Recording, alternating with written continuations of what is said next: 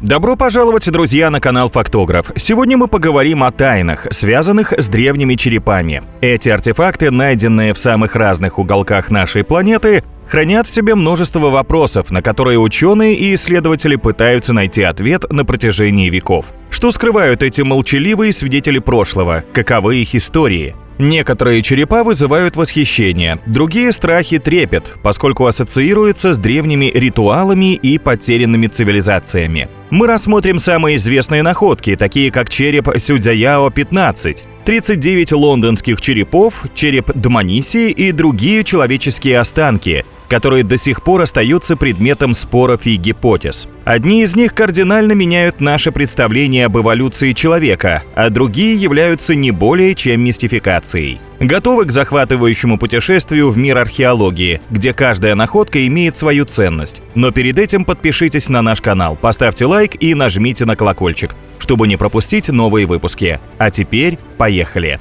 Человек из Петралоны. Знакомьтесь, это человек из греческой пещеры Петралона. Вернее, не совсем человек, а то, что от него осталось. Почти полный человеческий череп был найден неподалеку греческого города Салоники еще в 1960 году. Он буквально врос в пещерную стену благодаря наслоениям кальцита, минерала, из которого образуются сталагмиты и сталактиты. Но именно такой необычный способ консервирования и сохранил череп почти идеальным для изучения, несмотря на то, что нижняя челюсть отсутствовала. Археологи пришли к выводу, что находка принадлежит особи вида Homo heidelbergensis, гейдельбергскому человеку, чье место на эволюционном дереве до сих пор является предметом дискуссий. Этот череп вызвал множество вопросов насчет места в эволюционной цепи человека. Самый спорный вопрос касался возраста черепа. Разные оценки колебались от 170 до 700 тысяч лет. Недавние исследования под руководством геохронолога Кристофа Фальгера, где применили уран-ториевую датировку, помогло определить возраст черепа с более высокой точностью. Каким образом?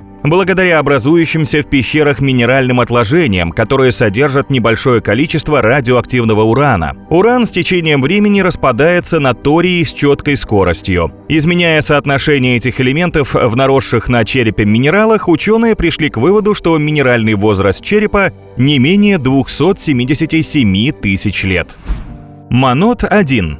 Манот – это карстовая пещера на севере Израиля, которая располагается очень близко к ливанской границе. Пещера была заселена еще 100 тысяч лет назад, а около 30 тысяч лет крыша пещеры обрушилась, таким образом запечатав археологические слои вплоть до 21 века. Но потом израильские археологи и начали раскопки. В пещере Манот было много всего интересного, но самой удивительной находкой стала верхняя часть черепной коробки человека, очень похожей на современную. Счистив в затылочной части черепа осевшие там за время пребывания в пещере минералы, ученые определили его возраст в 50-60 тысяч лет. Затем, благодаря компьютерно-томографическим исследованиям, были выявлены различия и сходства между найденным образцом и современным человеком. Череп однозначно не принадлежал неандертальцу, ведь на нем отсутствует затылочный валик. Так, на первый взгляд, обычный череп стал бесценным для археологов. Манот-1 – единственный современный человеческий череп,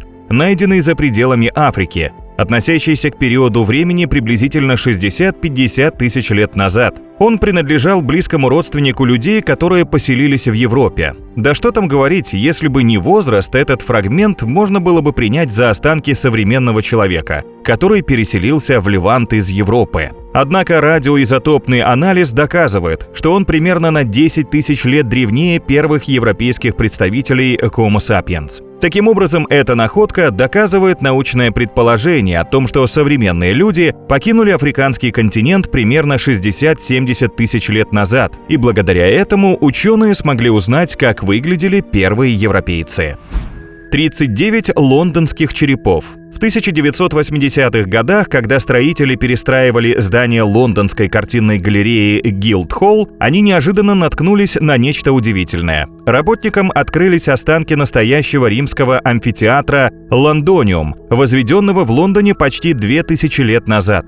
Но это была не единственная находка. Помимо римского амфитеатра, в римской части Лондона были найдены 39 человеческих черепов. Археологи тщательно обследовали их и пришли к любопытным выводам. Все черепа принадлежат мужчинам в возрасте от 18 до 35 лет.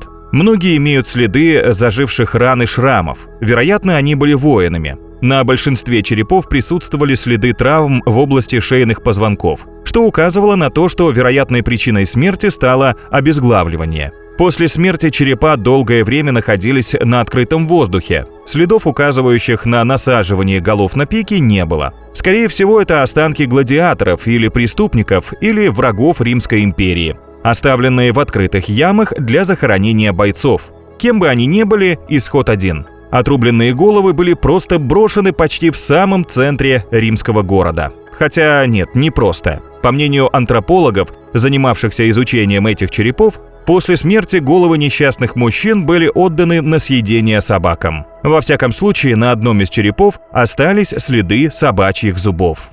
Череп Сюйцзяяо-15, найденный в Китае в 1979 году, принадлежит человеку, жившему около 100 тысяч лет назад. Его облик в целом напоминал современных людей. Вроде ничего необычного, если бы не одно «но». Анализ останков древнего человека указал на наличие внутреннего уха, структура которого крайне похожа на внутреннее ухо неандертальцев. Любопытный факт. Ведь эти данные могут служить доказательством скрещивания неандертальцев с другими архаичными видами людей на территории Китая. Более того, это открытие ставит под сомнение прежние представления о генетике и эволюции древних людей и говорит о том, что история человечества была более сложной, чем считалось. Да, современные люди являются единственным выжившим видом человеческого генеалогического дерева, но некогда ряд других видов жил бок о бок с предками современного человека. Эти так называемые протолюди включали и неандертальцев, ближайших вымерших родственников современных людей, которые населяли территорию Евразии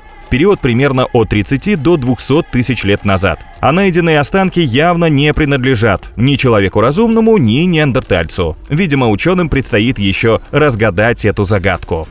Человек-дракон. В 2018 году на северо-востоке Китая из колодца был поднят загадочный череп. Его форма не совпадала ни с одним из известных видов древних людей. Возраст находки оценили в примерно 146 тысяч лет. Череп очень массивный.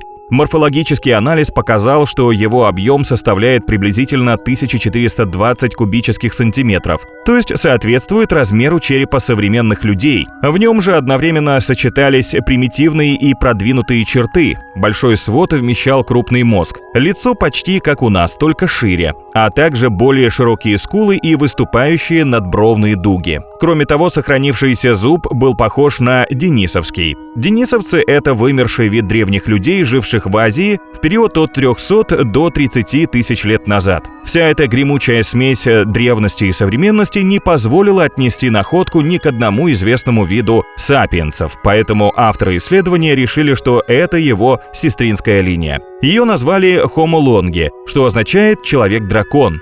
Затем ученым удалось реконструировать облик человека-дракона. Это был круглолицый мужчина лет 50, с низким лбом, нависшими надбровными дугами и широким носом. Скорее всего, кожа, волосы и глаза были темными, как у неандертальцев, денисовцев и ранних сапиенсов. Но в то же время научные споры вокруг этого черепа продолжаются. Точных генетических доказательств, к какому виду он принадлежит, нет. Череп Домониси. Череп Домониси, также известный как череп 5, является одним из самых значимых открытий в эволюции человека. Он был найден еще в 2005 году, но в 2013 было установлено, что одна из ранее обнаруженных челюстей принадлежит ему. Возраст черепа составляет 1,8 миллиона лет. Всего под Домониси было найдено 5 разных черепов. Пытаясь определить вид древнего человека, ученые сравнили всех их и провели статистический анализ вариаций. Оказалось, что их величина разброса очень велика, хотя все кости были найдены в одном месте и датируются очень узким временным промежутком. Поскольку все люди из Домониси, очевидно, являются представителями одной популяции и различаются только полом и возрастом, это говорит о неожиданно высокой вариации анатомических черт у древних людей. По словам антропологов, если бы такие черепа были найдены в разных точках Африки, они были бы отнесены к разным видам. К примеру, в черепе номер 5 объединены такие характерные признаки, как небольшая черепная коробка, крупное лицо и выступающая челюсть. Ранее все они никогда не встречались в одном ископаемом человеке. Однако это не все. Дело в том, что внутренняя вариация анатомических черт в черепах из грузинского Дманиси ставит под сомнение правомерность выделения Homo habilis, Homo erectus и других древних людей как отдельных видов. Возможно, несколько видов из рода Homo следует объединить в один, а это уже серьезное заявление о кардинальном изменении представлений о предках человека. Череп человека-муравья. В 2025 году во время строительных работ в аргентинском городе Сан-Фернандо рабочие обнаружили 2 погребальные урны с человеческими останками. Но самое поразительное ждало впереди. В одну из них находился череп с заметно удлиненной формой. К тому же он был явно больше, чем у современных людей. Среди других странностей выделялись огромные глазницы, маленький подбородок, сильно выступающие надбровные дуги, высокий лоб и выпуклости по бокам. Черепу, по предварительным оценкам, не менее 10 тысяч лет. Местные СМИ окрестили находку человеком-муравьем, как в греческой мифологии. Согласно легенде, эти люди, мирмидоны, жили в огромных домах-муравейниках со сложной сетью проходов, которые были заполнены награбленным добром. А некоторые и вовсе отнесли этот череп к останкам инопланетных существ. Но прежде чем ваше воображение унесется в сторону фантастических теорий, давайте послушаем, что говорят эксперты. Археологи считают, что необычная форма черепа – результат древней культурной традиции – искусственной деформации. Звучит страшновато, но на самом деле это была распространенная практика среди народов Сьенага и Агуада, живших в доколумбовой Америке с 3 по 6 век нашей эры на территории современной Катамарки. Эти люди туго забинтовывали голову младенца или применяли специальные деревянные инструменты, в результате чего форма растущего черепа постепенно менялась. По словам ученых, вытянутая голова служила признаком определенного социального статуса, принадлежности к конкретной группе или религиозной идентичности. А возможно, таковы были их представления о красоте. Никто не может сказать точно. Черепа из Джебель-Ирхуда. Джебель-Ирхуд – одна из древнейших палеологических стоянок человека современного вида, которая находится на территории Марокко. Там в 1960-х годах был откопан красивый и почти целый череп человека. Позже тут же были обнаружены еще одна мозговая коробка, нижняя челюсть ребенка и парочка обломков костей. Насколько же давние все эти кости? До 2007 года ископаемые останки считались неандертальскими. Но позже ученые склонились к тому, что это кости кроманьонцев мустьерской эпохи, родственных эфиопскому человеку Идалту. Возраст находок оценивается в 160 тысяч лет. Пока в 2017 году не были обнародованы новые данные, причем полученные теми же исследователями. Было объявлено, что возраст находок со стоянки Джебель-Ирхуд оказался на 100 тысяч лет старше, чем самые древние находки в Африке, и составляет от 240 до 378 тысяч лет. Подобное открытие стало неожиданностью даже для самих ученых, поскольку оно противоречило существующим теориям. Возраст черепа указывает, что Homo sapiens появились примерно на 100 тысяч лет раньше и раньше начали мигрировать из Африки. До этого открытия самыми древними известными окаменелостями нашего вида считали останки, найденные в Эфиопии. Возраст этих костей составляет примерно 195 тысяч лет. В целом исследование показало, что люди из Ирхуда вполне могут претендовать на роль наших предков. Иными словами, их можно рассматривать как переходную форму между поздними гейдельбергскими людьми и ранними сапиенсами. Хрустальные черепа ацтеков. Это одна из самых загадочных находок на планете Земля. Возможно, вы уже знакомы с ней благодаря культовой кинокартине «Индиана Джонс и королевство хрустального черепа» и документальном фильме «Тайна хрустального черепа». Ведь в их основу положен факт находки на территории Латинской Америки 12 черепов, созданных из добытого в горах хрусталя. Впервые эти блестящие предметы появились на свет в 1856 году, когда Британский музей приобрел миниатюрный череп, якобы изготовленный руками ацтеков. Затем Британский музей приобрел еще один хрустальный череп в 1897 году у известного ювелирного магазина Tiffany & Co. И именно это изделие можно увидеть на выставке сегодня. Другие хрустальные черепа разных размеров появились в коллекциях Мексиканского национального музея антропологии и Смитсоновского института. В 20 веке на антикварных аукционах появились еще несколько черепов. Так имеют ли ацтеки к этим черепам хоть какое-то отношение? На рубеже тысячелетий археологи начали подозревать, что хрустальные ацтекские черепа были подделками. Антрополог Джейн Маклин Уолш в сотрудничестве с Маргарет Сакс из Британского музея исследовала череп из Смитсоновского института и лондонский образец. Используя электронную микроскопию, они определили, что оба черепа были вырезаны с помощью вращающихся колес и, следовательно, не могли быть изготовлены по технологии ацтеков. Выходит, что ни один из черепов не может иметь доколумбовое происхождение, и что оба, вероятно, были изготовлены менее чем за 10 лет до того, как они были приобретены. Тайну изготовления мог знать антиквар Эжен Бобан, который большую часть своей молодости проводил собственные неофициальные раскопки в Мексике. Именно Бобан первым начал штамповать хрустальные черепа в XIX веке, в то время, когда первые настоящие артефакты ацтеков начали появляться в музеях по всему миру. А публика увлекалась этой загадочной древней цивилизацией. Но Бобан умер в 1908 году. А загадки хрустальных черепов до сих пор продолжают интересовать и простых людей, и исследователей. Пилтдаунский человек. Эта история началась в 1912 году, когда археолог-любитель Чарльз Доусон и палеонтолог сэр Артур Вудвард недалеко от деревни Пилтдаун в Сассексе обнаружили фрагменты черепа неизвестного вида древнего человека. Его назвали «человек Доусона», но неофициально стали называть «Пилтдаунский человек». Ученые, которые первыми изучили все эти остатки, пришли к такому выводу.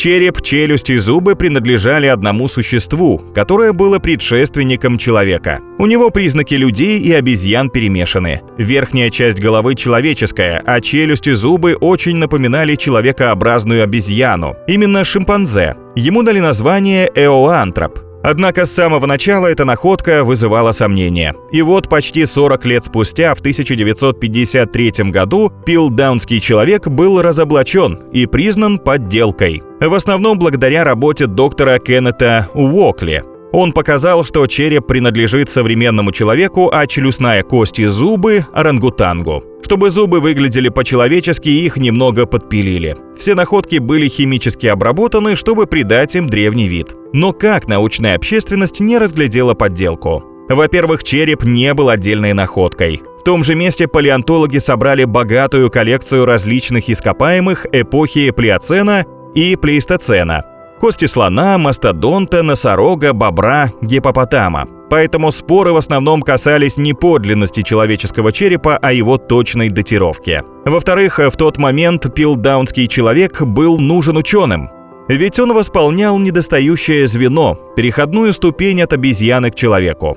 Конечно, в то время уже были известны и пятикантроп, и гейдельбергский человек, однако еще чего-то не хватало. Но пилтдаунский человек оказался мистификацией и величайшим розыгрышем историков. Однако научные исследования продолжают распутывать хитроумные слои обмана вокруг него. Ведь кто изготовил подделку, установить не удалось. На этом у нас все, друзья. Спасибо вам за просмотр. Не забудьте поделиться в комментариях, какая история понравилась вам больше всего.